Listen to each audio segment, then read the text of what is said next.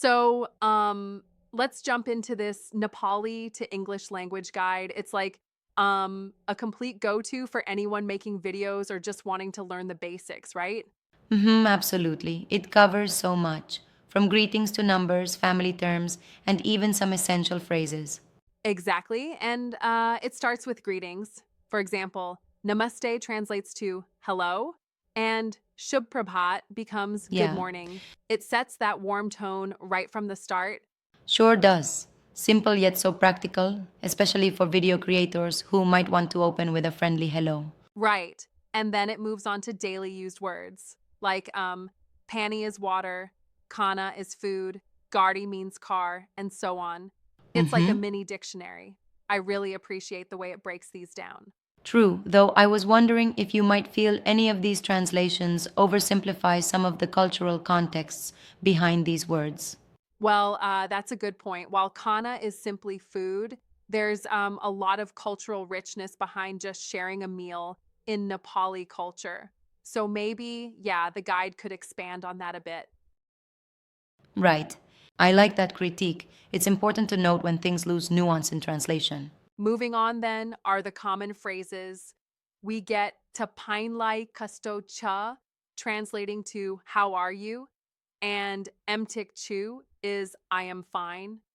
Simple conversational bits that really help in everyday interaction. Yup, and phrases like "Tapain ko naam ke ho?" for "What is your name?" really set the groundwork for conversation. It's neat how it also includes self-introduction phrases like "Mero naam Deepak ho," translating to "My name is Deepak." Exactly. And that part is super useful for learners trying to get comfortable with introductions. Yeah. Then there's this cool section on questions and answers.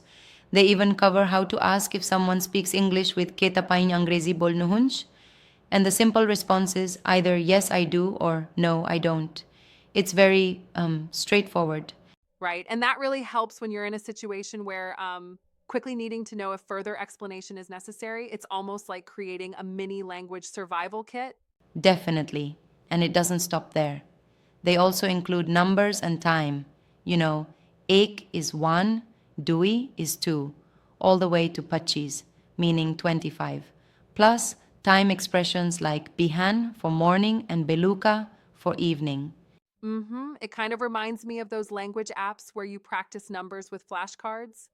But here, you also get context because it's tailored for video guides. Absolutely. And knowing how to say ghadi for clock or watch is crucial when you're explaining time in a video tutorial. And then it gets into family vocabulary, words like ba for father, ama for mother, and even roles like daju, meaning elder brother. It's very Yep. comprehensive.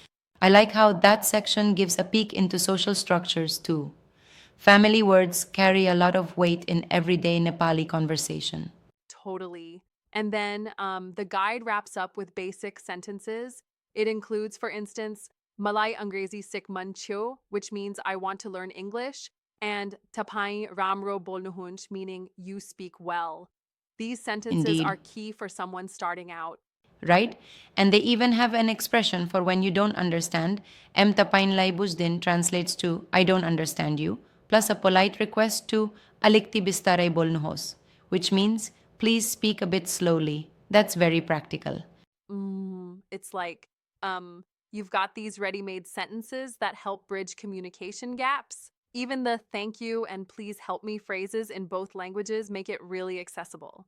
Exactly. And I think for video producers, especially, this guide offers a clear script for ensuring that language learners get the basics right without overwhelming them. Right? And I also find it interesting that the guide includes translations for basic constructs like numbers and even days. It's, oh, like you're equipping someone with the essential tools to navigate both casual and formal interactions. For sure, it's a great way to build up English proficiency step by step. Although I was thinking, wouldn't it be nice if there were audio tips alongside these translations? Yes, that's a solid suggestion. Audio examples would definitely push the usability further, like providing pronunciation tips. But as a written guide, it already does a wonderful job.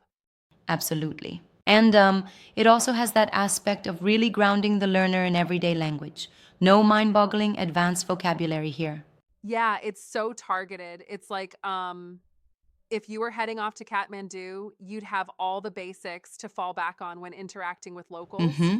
Exactly. It offers a practical bridge between languages without any overly technical fluff. Sure, and I appreciate that clarity. Each section has its own focus: greetings, daily words, phrases, question and answers, numbers, family, and then basic conversation. It's like a roadmap for language learning in short bursts. Yeah, it's very structured, and I guess the idea is that a learner or a video creator can pick whichever part they need for a specific context. Right, it's modular and adaptable. And speaking of adaptability, the inclusion of polite expressions like kripya for please and dhanyavad for thank you really emphasizes courteous communication.